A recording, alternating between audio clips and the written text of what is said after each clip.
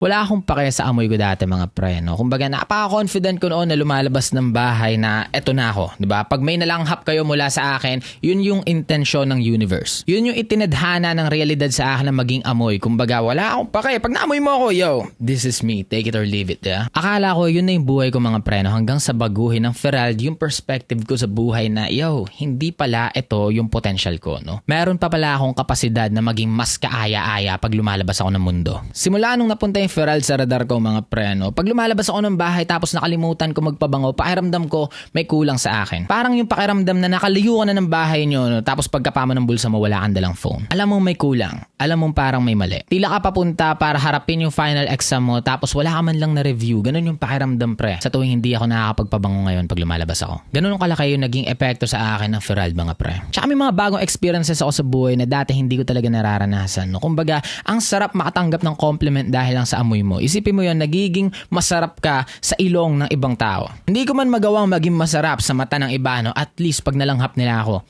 yo, masarap ka. Yun yung regalong naging handog sa akin ng Ferald mga pre, no? Pero sa isang banda, no, posible siyang maging sumpa sa buhay ng ibang tao. Yun ay ayon sa isang honest review ng ex-girlfriend ng isang customer ng Ferald mga pre, no? Ang sabi dito sa screenshot, ito yung comment niya sa nakaraang video ko. Sabi ni Ma'am Erica, honest review sa sobrang bango niyan, nakapag-cheat yung boyfriend ko of 7 years. Yung karelasyon niya sa loob ng 7 taon, nagawang makapag-cheat, no? Dahil lang sa bago niyang pabango. Tapos nireplyan siya no, ng ating local uhaw na si Joshua Perez. Sabi niya, bango nga boss. By the way, kumain ka na ba? Tapos nireplyan siya ni Erica mga preno. Akala nila na ikipagbiroan ako. Pero totoo, hindi yun nagpapabango. Tas nagkatrabaho lang, ayan yung ginamit, parang tank build na siya.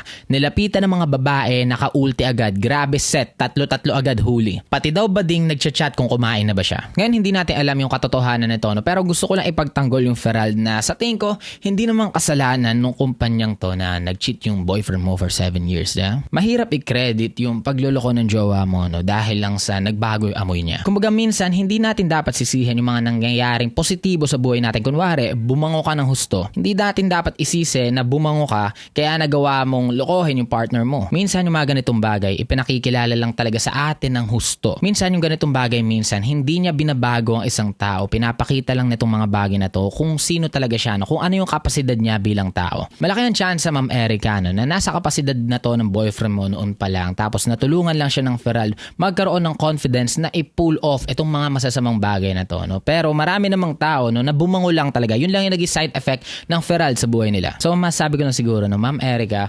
condolence sa relasyon mong namayapa. Pero sana, no, wag naman natin isisi sa mga inosenteng produkto yung mga masamang nangyayari sa buhay natin. At yun lang yung video na to mga pre. Yung link ng pabango mga pre na makikita nyo sa comment section below. Sheesh.